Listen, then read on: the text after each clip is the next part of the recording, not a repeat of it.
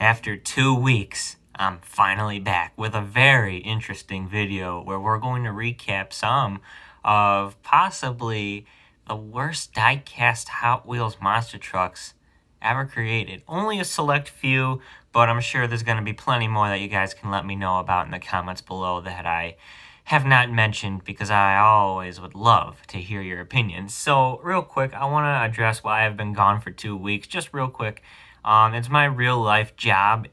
We opened up to the public and my work schedule got crazy, messed up. I guess that's the only way I could say it is. I originally worked 8 a.m. to 4 p.m. shift, where now my schedule's all changed up to parts where I'm working at 10 in the morning till 6 p.m., sometimes 7 p.m. It's ridiculous, and I have like no time whatsoever when I come home to have the energy to make a video. But it's just because I'm just so tired out, and then, I got other stuff to do. But I'm not going to be talking about that. Let's talk about the reason I'm making this video, because I want to bring up a topic that not a lot of people talk about now, but still it's in the air because there are Monster Jam collectors out there. And I say Monster Jam collectors because these are people that collect anything Monster Jam related, regardless of who the company producing the product is, such as Hot Wheels and Spin Master, of course.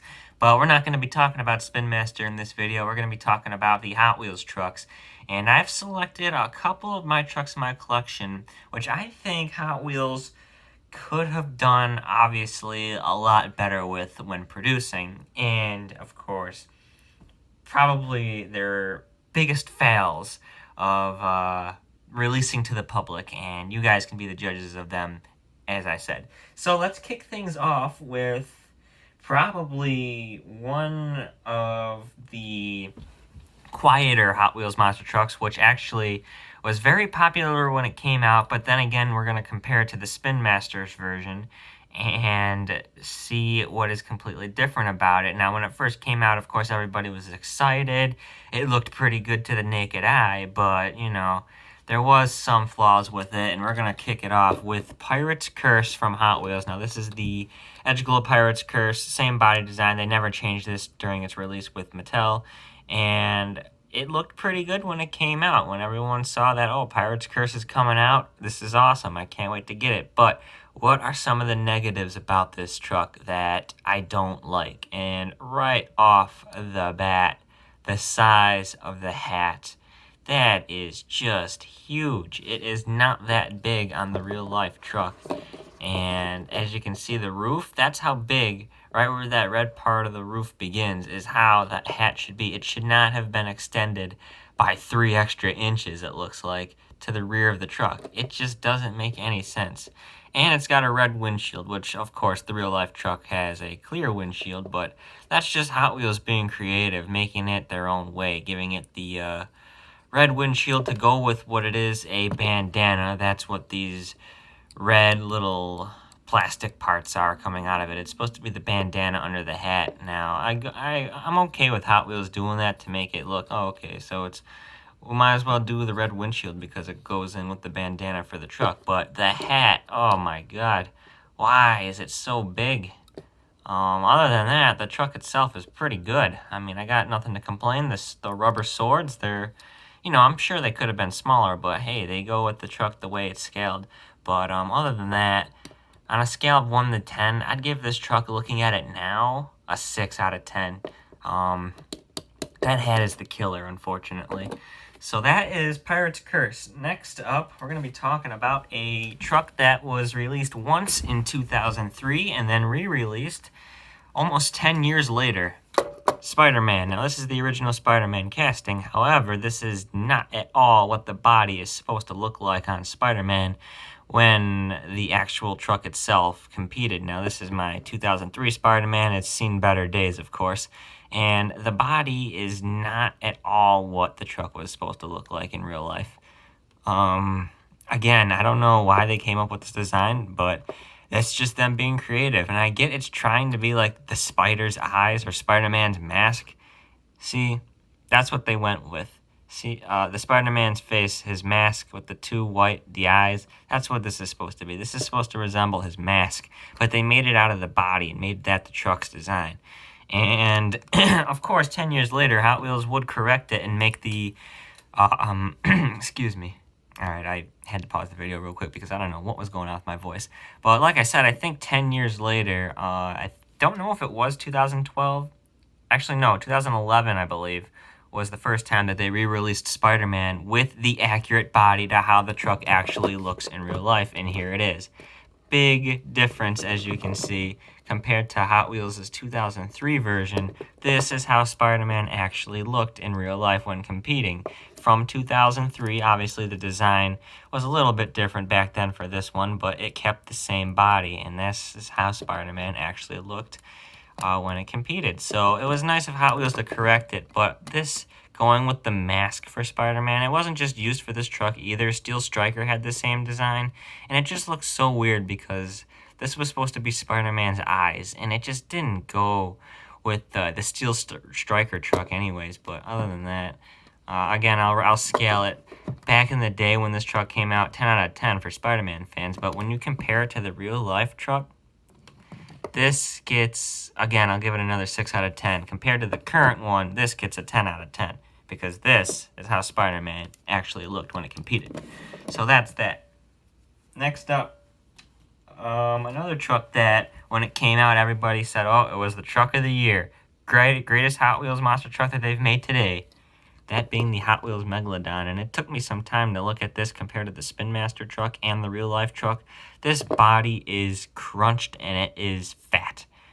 This part right here, the window to here, if I can cut it off, that middle part is just way too fat for how the Megalodon looks in real life. I mean, sure, it's a brand new tool and casting for Hot Wheels and all that, but the truck itself, Hot Wheels-wise, when you compare this to the Spin Master and look at it in real life, it's like a crunched miniature version. But, again, it's what they could do with their tools. I mean, they had to make it fit somehow. They couldn't make it long, but they've done it before with other trucks in the past, like Riveted's a little bit longer than the actual truck, and Shark Reek. There are other trucks, but, again, Hot Wheels did what they could when this truck was released, and I'll give it a, out of 10, a 8 out of 10, I guess, just because they made it, and this was in their final year of, no, it wasn't. It was 2017 when this truck was released from Mattel. So that's that. Next up, we got, let's talk about this one, because it did go through a change, and I don't know how much of a change. But I'm going to be using the Blackout Gravedigger for this as an example, and this is all about the body. Take a good look at this body. Square front, big square back, and now let's take a look at the newer tool version before Mattel discontinued their contract with Hot Wheels. Notice it's smaller, it's raised up a little bit, and the front is way wider and more accurate compared to this one. I mean, this was the original tool that they've been using since 2000 to 2000. Again, I think 2017 was when they retooled Gravedigger after all those years, and then finally, with 2 years to go left in their contract, that was it for the Gravedigger tool. So they made the square Gravedigger for a decade, and took them that long to make a new tooled Gravedigger, and that is what this one came up to be. I mean, again, it's just smaller and more accurate. That's the number one thing, and again, no one's ever complained about the Gravedigger body and the tooling. I mean, until the new tool came out, everybody started turning their heads saying, oh, okay, I see what the problem was.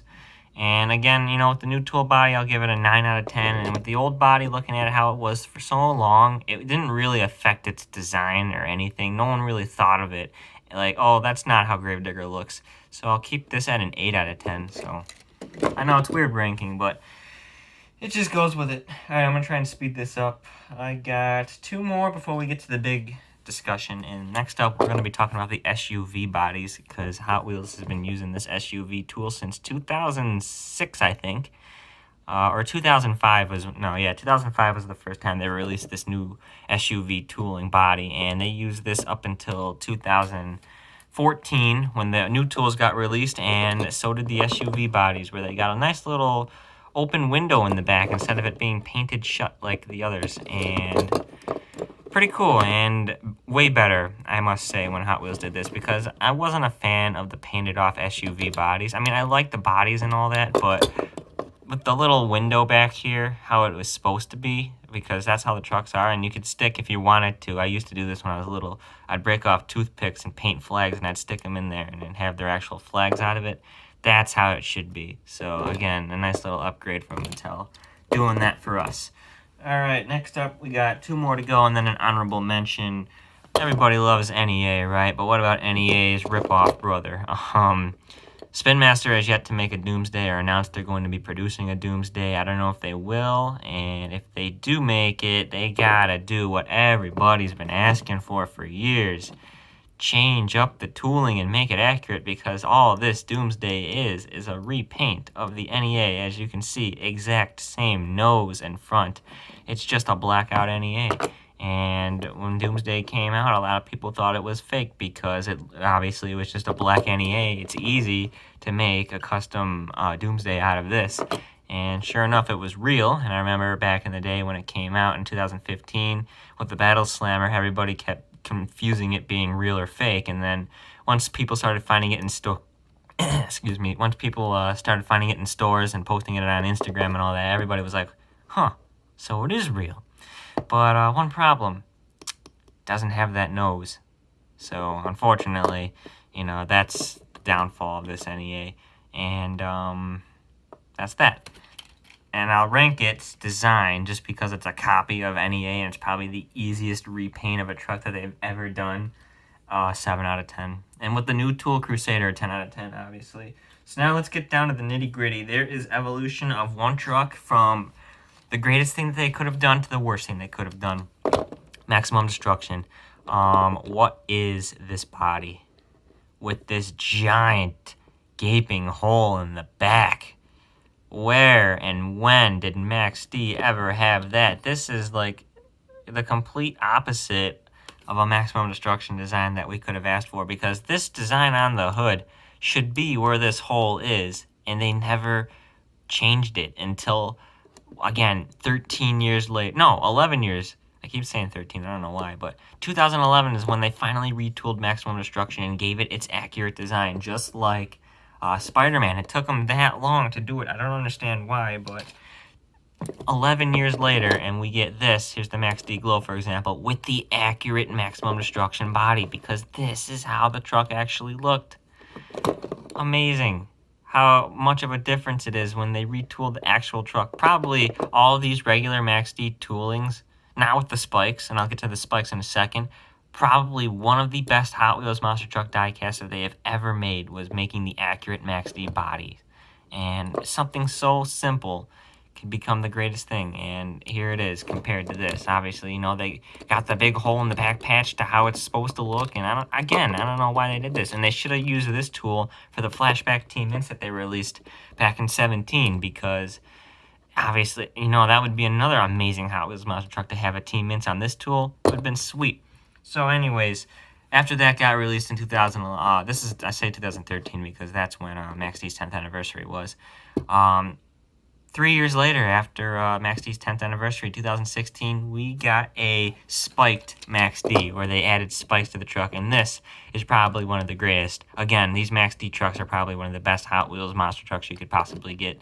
When they released this spiked yellow Max D, this was probably, again, at least top 5 greatest Hot Wheels monster trucks of all time. The accuracy, the stripe, the silver painted in spikes, so good. One of the absolute greatest monster trucks Hot Wheels has ever made. I mean, again, it's a truck I never would have thought that they would have made, but they did it. And this came out in 2016, and unfortunately, we all know where I'm going with this. In 2017, they decided to re-release the yellow Max D. And it is, without a shadow of a doubt, in my opinion, the worst Hot Wheels monster truck that they have ever created. and I'm going to show you why. I've said this before. You've seen me show it before, and I'm going to show you right now. Keep in mind, this came out a year before this one did. So you would think after a year, oh man, they're going to make it even better. How? Well, they're going to make it worse. They re-released the Yellow Max D, and what did they do to it? They took away detail. The spikes were not painted in. They were left yellow. The marble stripe on the hood got darker without the marble white design. As you can see, it's there. There's one stripe at the top there instead of it being all over the place here. On the back, you can see right here from the roof to the bed, it connects. It doesn't connect. It's just got this yellow stripe right here. Like, what is that? And of course, it's got these two pointed parts at the end because that's where this back part here curves in for the monster truck for the Max D design. It goes two, or not even two, one bar in and stops. It doesn't even go all the way down, and they put the Monster Jam logo on the stripe where it was never in the first place, and how the 2016 has it right between there where it should be is the correct spot. Why? Why? That is not accurate, man. This is what we wanted. This just, worst Hot Wheels monster truck that they've ever created. So that's that, guys. I mean, this was a long video. I can't believe it's almost 20 minutes long, but hey, it's a heck of a way to come back after 2 weeks. And I just got one honorable mention. Even though they never made this in 1/64 scale, I still consider this to be one of the greatest Hot Wheels trucks that they've ever made. The 1/24 scale Airborne Ranger with the correct tooling. A lot of people don't know about this one, but this thing is amazing. Thank you guys for watching.